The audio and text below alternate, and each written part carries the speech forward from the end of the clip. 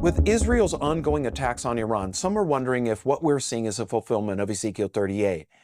And the quick answer to that is no, this is not Ezekiel 38. But in all likelihood, what's happening will pave the way for what the prophet foretells there. What I'd like to do is an in-depth study on Ezekiel 38, but that would run far too long for what I want to accomplish here. You will find a link to a study that I did a few years ago on this. It's a bit dated now, but things have become even more clear, as often happens with prophetic passages. What I want to do here is explain why what we're seeing right now is not a fulfillment of Ezekiel 38, but may very well be setting the stage for that. First of all, we know that this isn't the fulfillment of Ezekiel 38 because what's foretold there in verses 1 through 6, and then especially in verse 9, is a massive invasion by ground forces of Israel by a coalition of nations led by Russia, along with Iran and Turkey as the main leaders of the coalition. Now, in the current case, Israel attacked Iran by air. Apart from a few covert operatives inside Iran at the very start of hostilities, Israel has sent no ground troops, and of course, Iran has sent only missiles.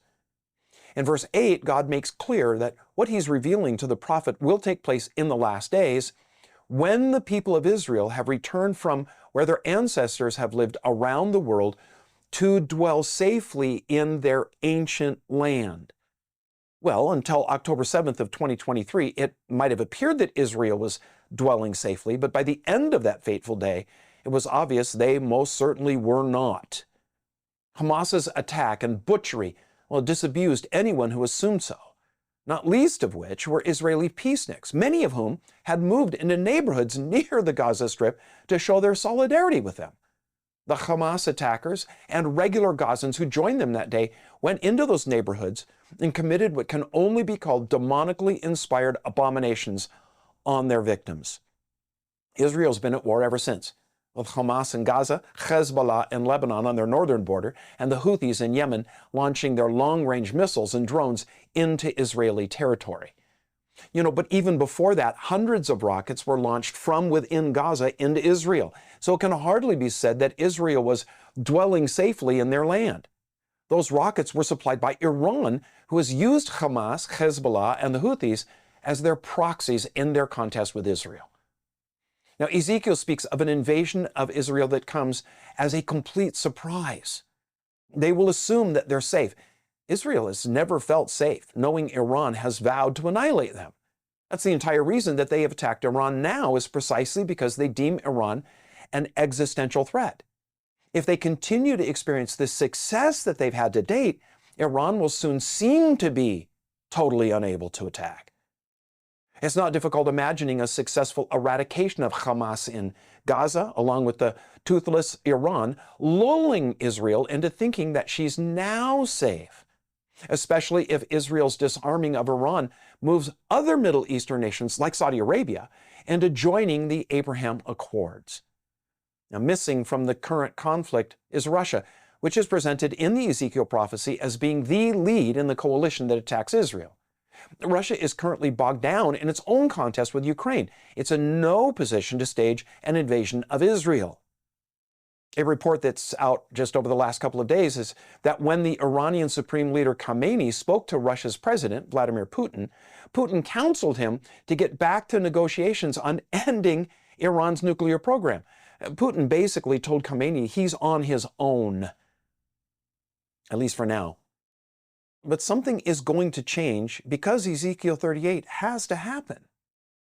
In verses 10 through 12, we discover what prompts the invasion. Religion isn't the cause, ideology isn't, at least for the Russian leader of the coalition. The motive of the Russian leader is greed, avarice. He comes, as the text says, to take a plunder and to take booty from a people who have gained a notable measure of prosperity and are, again it said, dwelling safely in their land.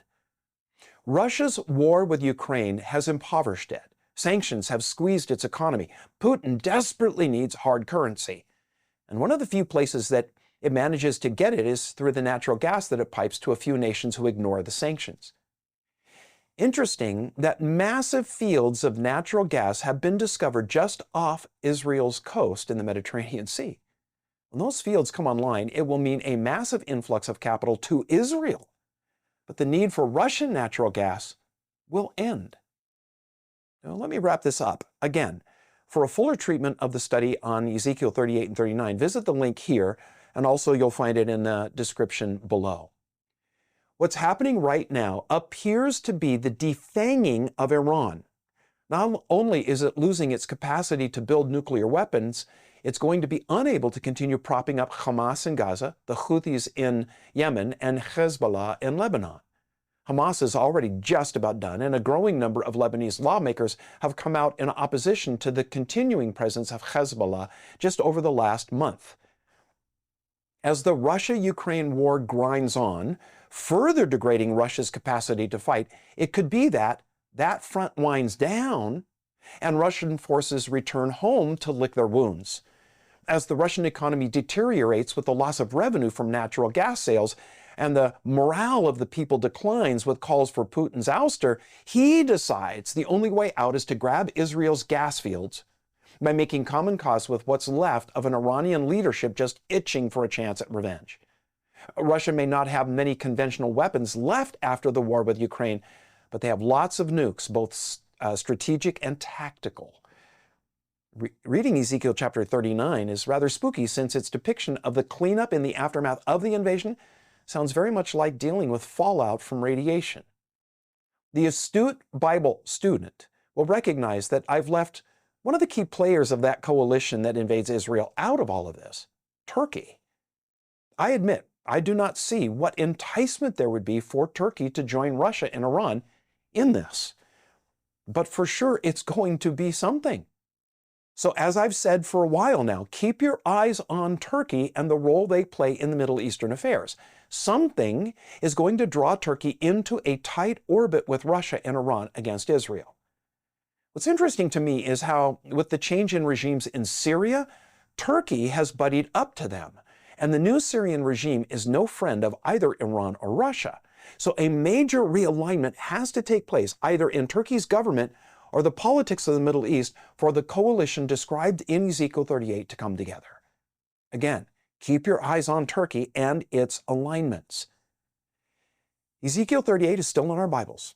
It's going to happen one way or another because God's word cannot fail.